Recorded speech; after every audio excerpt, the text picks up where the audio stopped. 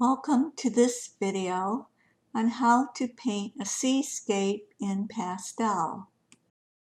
I have laid out my lines for this UART sanded paper demonstration. I have collected the pastels I will use for this project, and I plan on creating an underpainting using isopropyl alcohol for my underpainting wash. By using the rules of thirds, I have placed the large spray of water coming off the top of the wave at this 1/3 mark.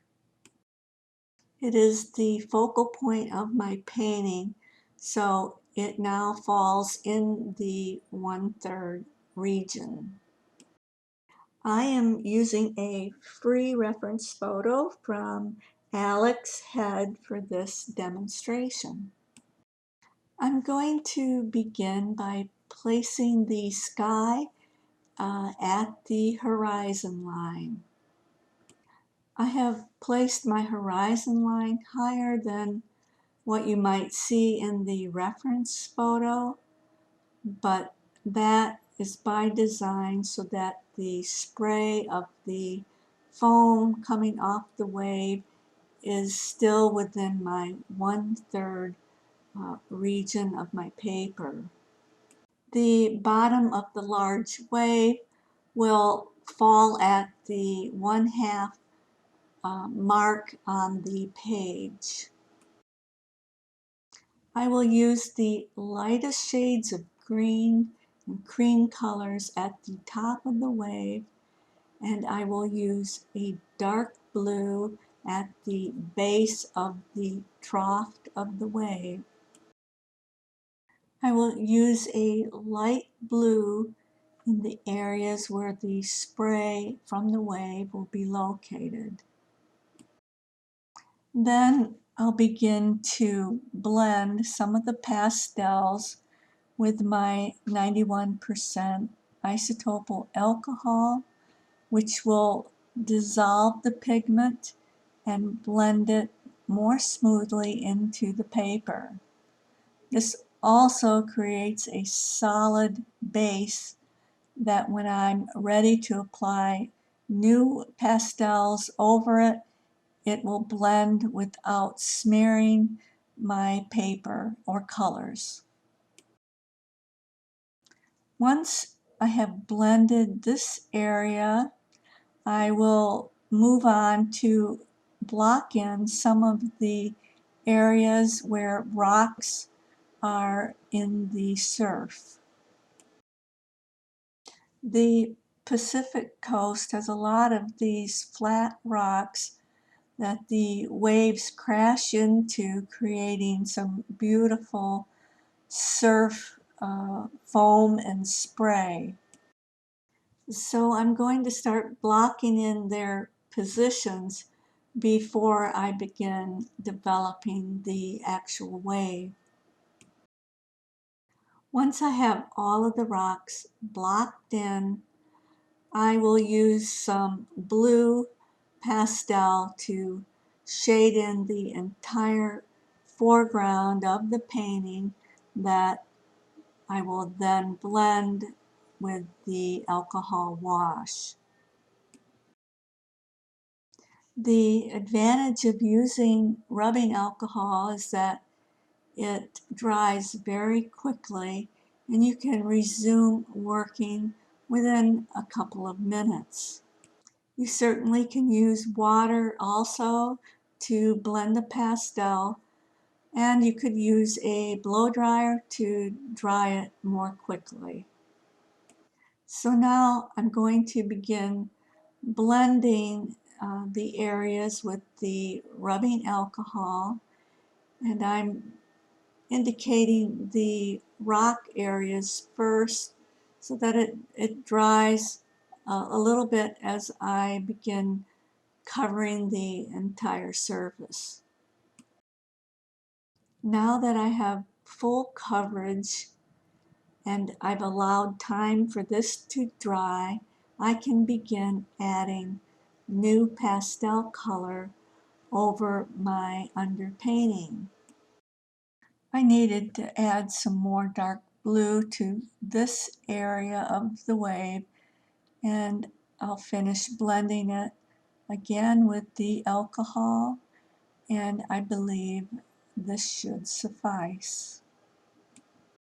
I'm going to begin creating some soft clouds in the sky. So please follow along for the next couple minutes as I complete the sky.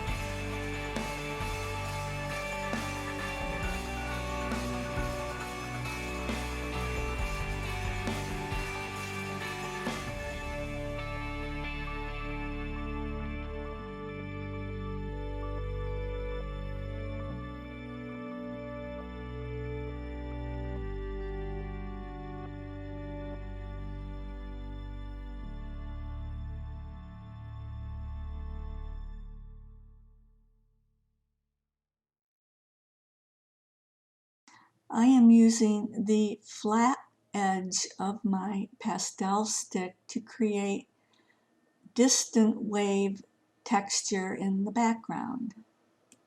And I'll blend it lightly so I don't lose that texture it's created. I'm going to add some shades of blue and green and some light turquoise to the main wave. The base of the wave, or the trough of the wave, will be the darkest color, and I will gradually blend lighter shades up to the crest of the wave. I am creating very light layers of color to create a more translucent appearance that you can see into the wave. Once I've added sufficient colors to the wave, I'll be able to move on and begin developing the crest of the wave in the corner where it's beginning to curl over. I will apply some darker shades of blue in the left corner of the wave prior to adding the white foam that is surging at the top of the wave. The wave is crashing into some large rocks, so I want to make sure that I shape the wave around the rocks appropriately before I begin to work on the spray occurring at the top of the crest. So please continue to follow along as I develop the color and spray area of the wave.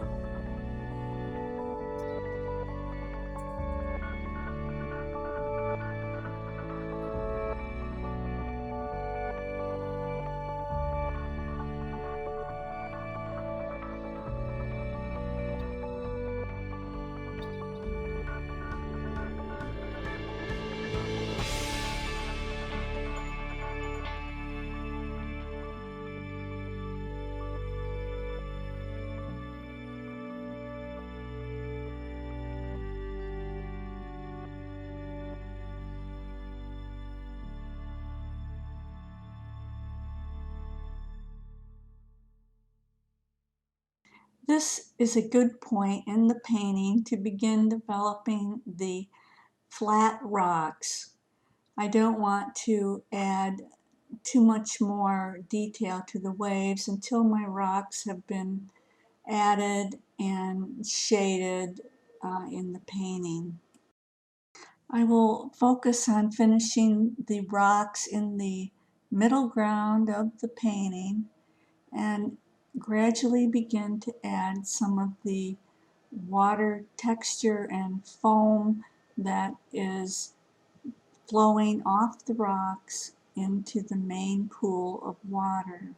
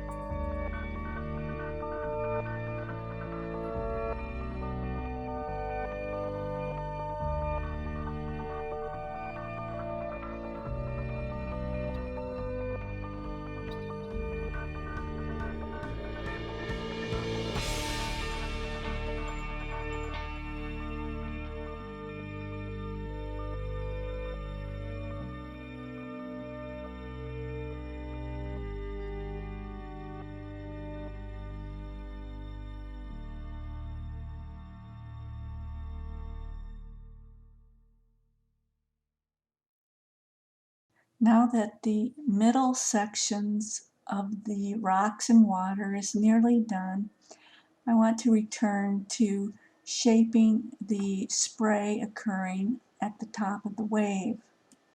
I will continue to blend this area softly and try to maintain that translucent appearance in the water.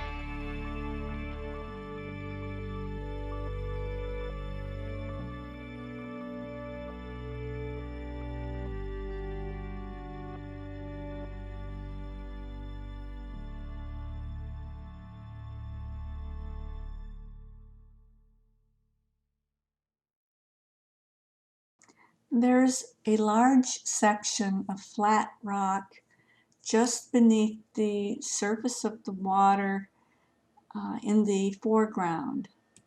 Water can be seen flowing over the rocks and following a path down into a larger pool of water. So for the next few minutes, I'm going to try and create this pattern of the water flow and complete the details of the foreground rocks.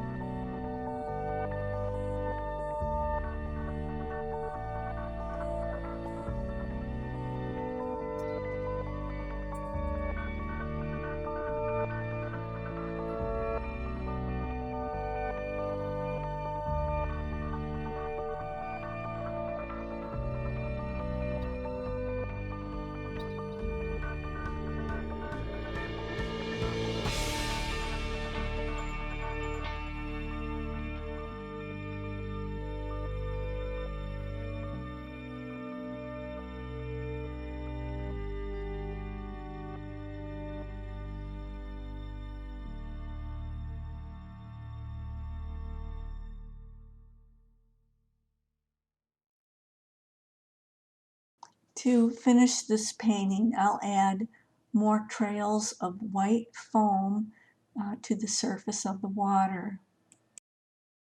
You can see a little bit of turbulence in the water where the stream is flowing off of the flat rocks. Once I have placed most of these trails of foam, then I'll blend it softly but not too hard to remove the texture of the foam.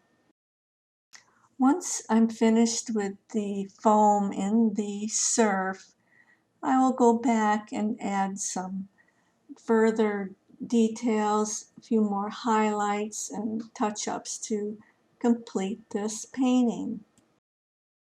I hope you have enjoyed the Seascape lesson, and if you have, please press like and subscribe if you haven't already. Don't forget to press the bell icon to receive future notifications of all my new lessons and demonstrations. Thank you for watching and see you next time.